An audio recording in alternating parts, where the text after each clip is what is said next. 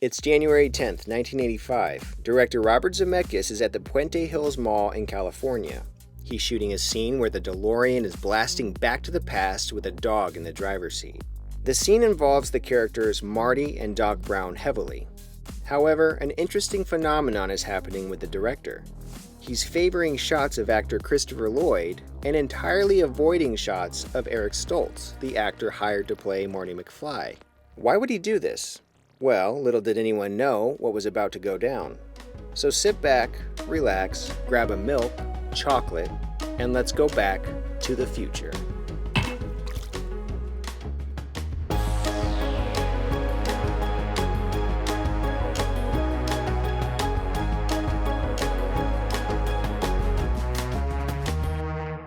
Back to the Future was 6 weeks into a grueling shoot, and there was a storm brewing behind the scenes. You see, the first choice for the role of Marty McFly was a rising star named Michael J. Fox. Zemeckis knew he wanted Fox very early on. The actor's comedic skills were very unique and charismatic, so it made complete sense why he was so coveted for the role. Zemeckis couldn't have him, though. Fox was busy with his TV show, Family Ties, as well as filming a low-budget movie called Teen Wolf, which was actually filming nearby the Back to the Future set. And for what it was worth, Zemeckis was committed to working with his current leading man with gusto. And he had full confidence in the rest of his cast. They all had the comedic and dramatic chops he was looking for.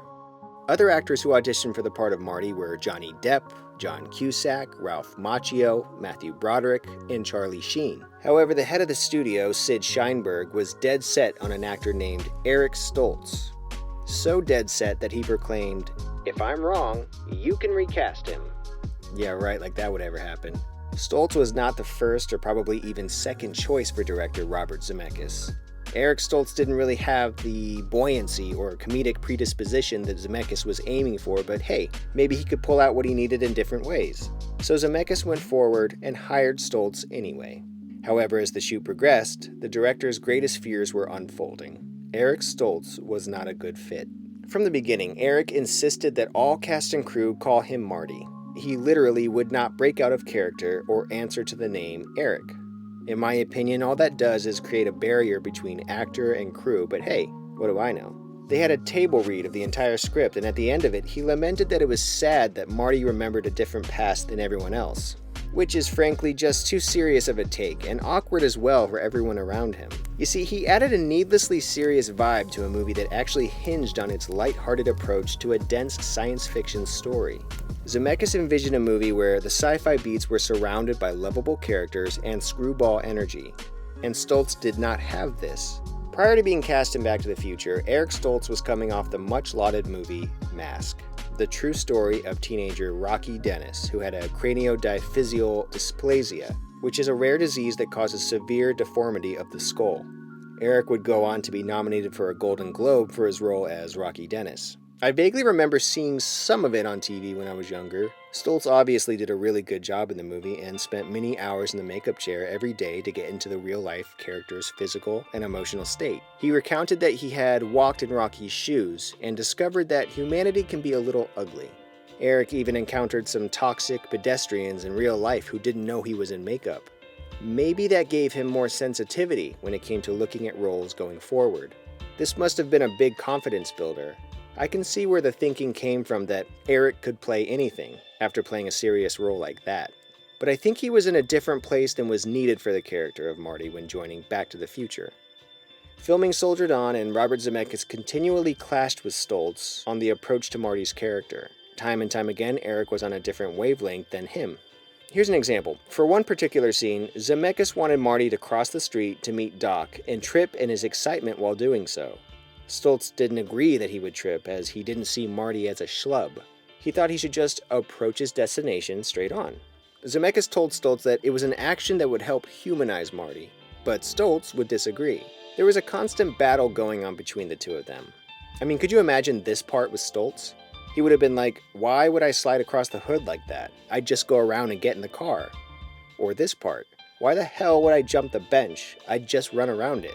Looking back, I doubt Zemeckis had to try and humanize what Michael J. Fox was bringing to the role. Fox has an inherent physical energy about him. It's fascinating, really. He was known on Family Ties for taking one joke and somehow making it into 2 or 3 with his timing. He's a gifted comedian. Zemeckis knew that, hence why he originally wanted Fox for the role. Who knows, maybe he was trying to evoke very specific Foxisms in Stoltz, and Stoltz picked up on that. Maybe it made him rebel more.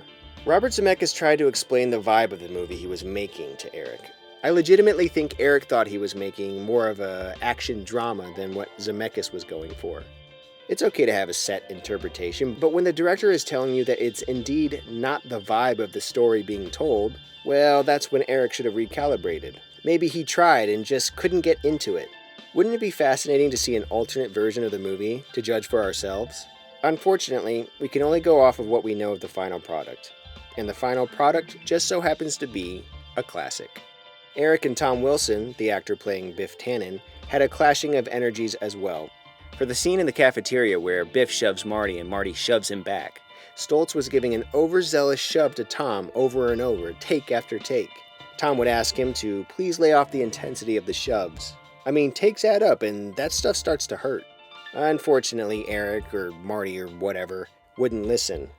There was always a separation from what everyone else was trying to make versus what Stoltz felt should be made. The only other actor who sort of clashed with Zemeckis was Crispin Glover. He was an eccentric character actor.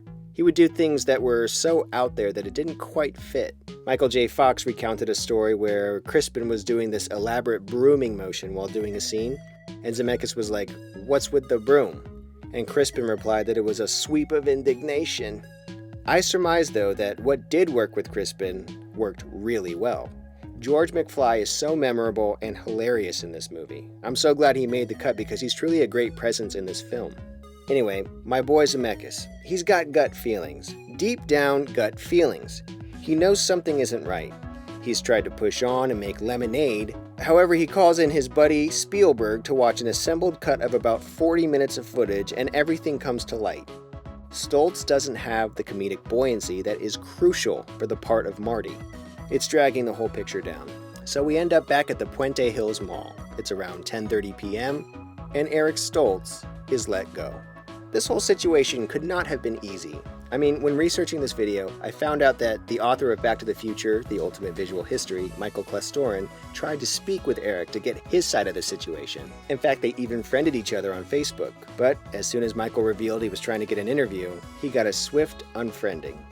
I don't blame Eric either. This is a hard thing to have people talking about throughout the years, and it's probably only gotten harder with the prevalence of the internet. Stoltz is a very talented actor.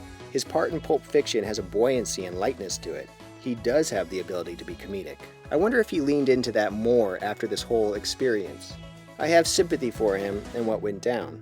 I've heard Zemeckis talk about the situation, and it was painful for him as well. However, it was necessary. I'm sure Stoltz would rather erase this whole thing from existence. Okay, so here's where the movie time travel comes in. 7 weeks of footage had already been shot, but not all of the footage had Stoltz in it. After Zemeckis had gotten the go-ahead from the studio to reshoot with Michael J. Fox, he organized his footage and he figured out exactly how much he needed to reshoot. It was like Zemeckis saw how to save his film and went back in time to do so. In the last few days of filming with Stoltz, the director would purposely favor shots without him in it, only shooting close-ups of the other actors when possible. He was essentially getting his coverage ahead of time so he would only need to shoot Michael J. Fox's side of things when he arrived on set. The editors would then plug this new footage into the previously shot scenes. Thank God, because the shooting schedule had already been pushed back considerably. This would help save time. This form of filmmaking time travel gave Back to the Future many advantages. Number 1, Michael J. Fox is Marty McFly. Number 2, the iconic red bubble vest he wears. That was an addition after Stoltz left the project. Before, Marty blended in with his surroundings a lot more, and the vest was a way for him to actually stick out more, giving a greater fish out of water feel. Number 3, Marty's physical stature. Biff somehow became much more of a formidable foe when you see the height difference between he and Fox's Marty. Michael J. Fox is 5 foot 4 inches. Eric Stoltz, in comparison, is 6 foot tall. The difference in height between Doc and Marty was something I can't imagine being different either. It just adds something to their chemistry. It's funny, you can see in the shots, it was composed so that Marty was always at a different depth than Doc, or Doc was always scrunching over to kind of meet that height, but it kind of gives it an interesting physicality. Number 4, why does it look like Eric is looking at the ceiling here? Number 5. They had to change the actress playing Jennifer due to the new height difference. I don't know what Melora Hardin's performance would have been, but I like Claudia Wells as Jennifer. She's the one. In my opinion, the replacement midway through filming perfectly fit the plot of the movie. I'll explain. In the movie, the characters from 1955 had a stranger drop out of the future and affect their timeline in a big way. Well, that happened on the real film set too. Imagine reshooting with a brand new actor and getting a chance to approach the scenes with a different perspective. It could have gone so bad if it weren't for Zemeckis' gut being 100% correct. Michael J. Fox came in and gave the role a believability, a likability. He was part of the crew as opposed to apart from them. Fox was spending his nights shooting Back to the Future and his days shooting Family Ties. He was so out of it at times that he would search for his camera prop from Back to the Future while on the Family Ties set. He was so sleep-deprived that he didn't have time to overthink his role. On the other hand, Eric Stoltz was overthinking his role to the point of getting fired. Was there a nicer way to phrase that? Let me know in the comments below. Anyway, shooting wrapped up, and the rest is history. Back to the Future is my favorite movie, period. I remember the first time I ever saw it was on Laserdisc. My dad introduced me to it and I fell in love. I would watch it over and over again. I remember I would imitate Marty from the teaser trailer when a lady would ask him, "How far you going?" And he'd say, "About 30 years. Although it sounded like I was saying 30 years. My mom used to make me repeat that line for family and friends.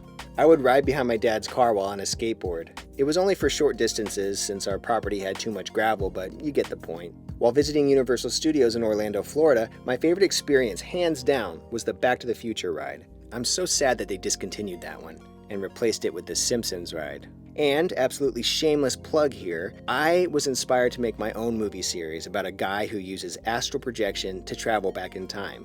They're called Mandeo of the Dead and Mandeo Returns. You can watch those movies for free on my channel. Okay, I'm done now. Thank you, Robert Zemeckis, for sticking to your guns and going back in time to bring the version of Back to the Future we all know and love today. And if any studio tries to do a cynical remake of Back to the Future and thinks they'll get away with it, well, we'll be waiting for you.